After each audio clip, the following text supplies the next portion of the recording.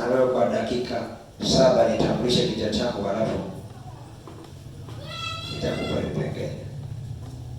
Moja ya mambo ambayo tulizungumza kwa siku zote tatu, tukazungumza maajabu matatu. Tulizungumza ajabu la kwanza, tukasema ni nini? Kufanyika haki.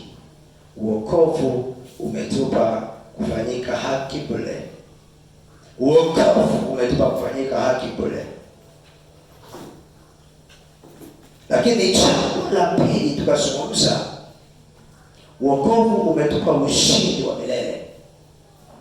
Wale waliokuwepo juzi jana na tukashiriki na meza ya Bwana. Maanake hakuna ushindi nje ya wokovu.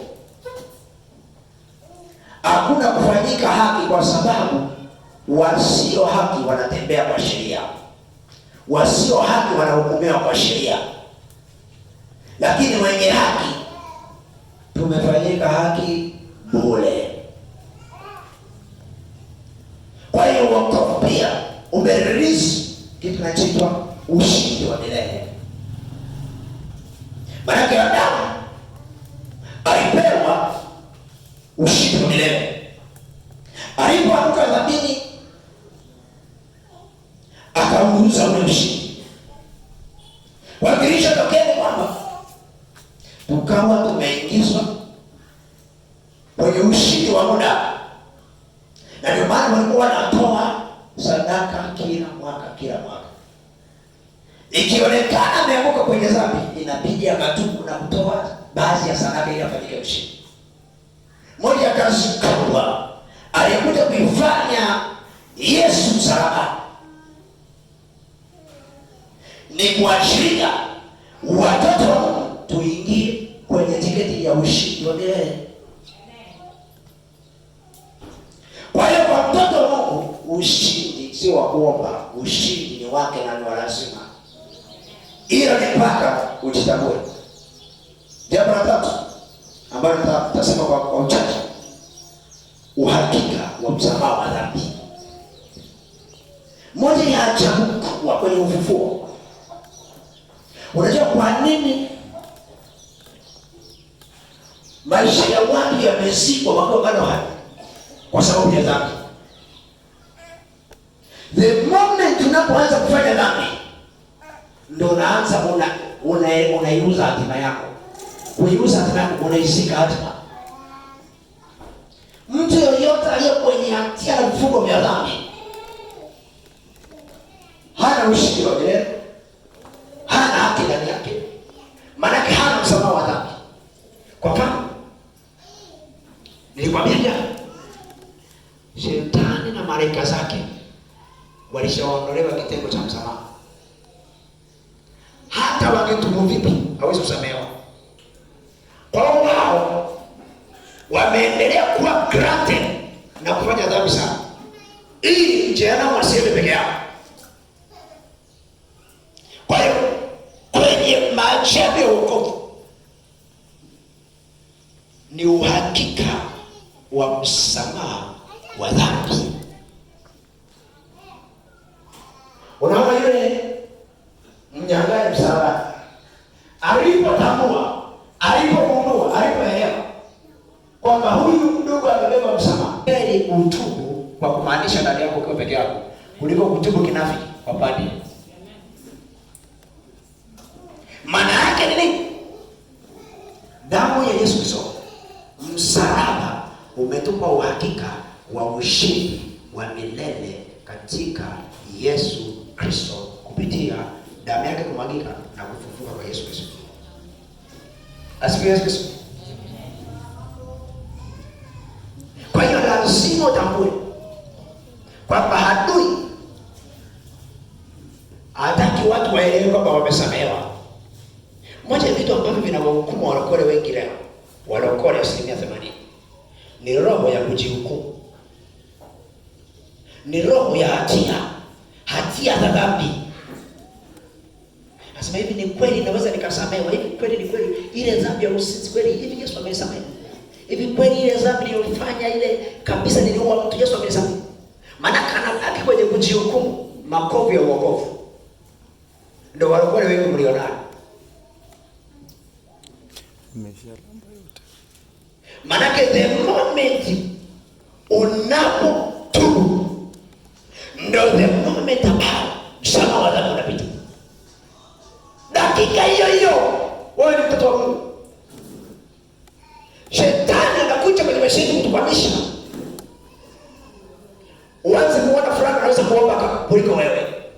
Anaweza kufunga kuliko wewe. Ni mwenye haki kuliko wewe. Yuko bora kuliko wewe. Kwa kuhesabu miaka ya wokovu, huyu ambaye yuko kwenye wokovu miaka 30 angalau.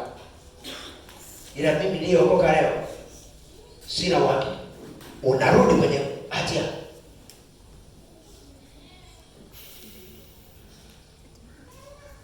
Siku moja nilikuwa hapo ofisini. Ni zamani, kama miaka 2 bila tumeishi. Binti moja nitembelee, aabudu hapo. Asa mchungaji, nimefika mahali, nimekata tamaa, nahisi kama nife. Nikamwambia kwa nini? Akasema ndio kweli nilitoa mimba. Kila nikitubu naona ile hali inanirudia. Nikamwambia hujatubu kwa maana. Moja ya kitu ambacho kwenye wokovu Yesu amebeba ni msamaha wa dhambi. Hata kama serikali itakukamata unaiba, ikakuweka gerezani kwa kifungo cha miaka 12, ukakaa gerezani na ukatoka, ukamaliza kutoka kwenye hilo gereza, ukasema mimi nilishahukumiwa na serikali kwenye hilo gereza, kwa hiyo sihesabiwi dhambi. Kama ukutubu hiyo dhambi, ukienda mbinguni wengi. Yesu wako naye mtumikia amezifuta dhambi zako. Maana lazima utambue kwamba ndani ya maajabu ya wokovu ni kufutiwa dhambi. Ndio maana sisi tuliookoka kipindi cha wazee, mmoja ya nyimbo zetu zilikuwa nimelipiwa deni, sidaiwi tena, nimelipiwa deni, mimi sidaiwi tena. Deni lilikuwa saa ngapi? Saa ulipotambua msamaha wa dhambi. Deni lilikuwa saa ngapi? Saa ulipookoka. Deni lilikuwa saa ngapi? Saa ulipotambua thamani na gharama ya damu ya Yesu. Na moja kitu ambacho Biblia inafunza watu wengi, mmekaa kwenye hatia na aliye anaanza kukuhubiria utasamehewa wewe, utasamehewa wewe. Hauwezi kusema ile dhambi ni dhambi kubwa. Na anakwambia zimeandikwa kwenye kitabu. Unachifuta unalinganisha dhambi. Unasema kusengenya ni dhambi ndogo tu. Ila kusinga kwa sisi usisi, kwa hiyo msijazini kwa kama wako basi sijazini. Ila kusengenya. Mikono imwagwa isio na hatia. Huko ofisini unasema kwamba fulani asipate posho yake.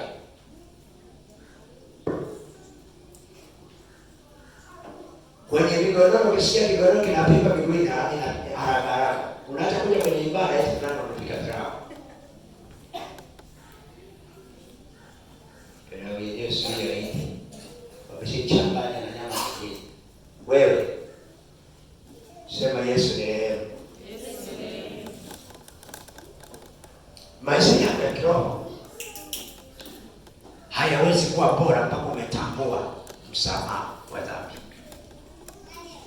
Kwa sababu ukiroho wako ukiwa unakaa na hatia, hauwezi.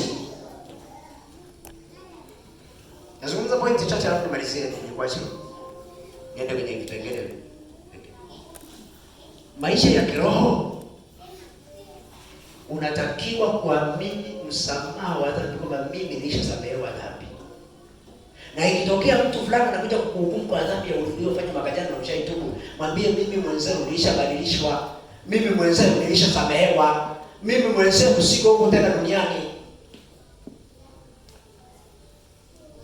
Tunaona kama ngozi tunafanana, lakini mimi sifanani, mimi sio ukoo kwenu. Nilipojua msamaha wa dhambi, nilianza kukataa spiritual hata ukoo wa nyumbani kwetu. Nikasema mimi sio ukoo ule. Wakijaribu kunisearch kwenye vitabu vyao vya ukoo, siko rohoni. Kuelewa msamaha wa dhambi kutasababisha wewe ukue kiroho. Kwa mfano tulikuwa tunazungumza siku moja, nilikuwa naambia pastors wakati tunakaa, kama sikiliza, ifike mahali una maisha ambayo sio kila unataka kwenda kwenye maombi unatubu. Baba naomba rehema, baba naomba rehema. Kuna mazingira yatatokea hauwezi kuanza na toba. Yaani kuna mazingira unaendesha gari pale, basi unaendesha gari. Hapo naiona semi hapo imeshakuja. Unaiambia kwa jina la Yesu Kristo, nipishe nia. Sasa ina maana kama wewe haujatambua kwamba ulishasamehewa, Mungu ni rehemu tu. Yaani nisikia nabii mmoja anafundisha kwamba eti sema roho yangu naiweka mikononi mwako. Utaiweka mikononi mwako mapema. Yaani Yesu kitokea usiku,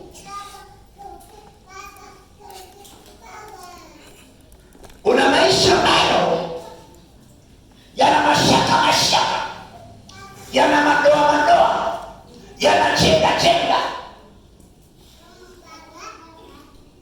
Kwa hiyo kila ukiingia kanisani kama Jumapili, toba baba nitakasa na jana nimekuja mbele zako. Kila ukitaka kuingia kwenye maombi ya chakula, Mungu ni kwanza takasa hiki chakula. Ukiingia kwenye dara nitakase kwa maana najua ajali inaweza kutokea dakika yote.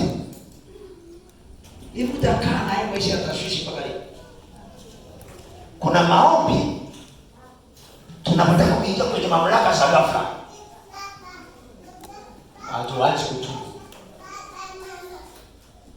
Haya, ndio tumekaa sasa hapa,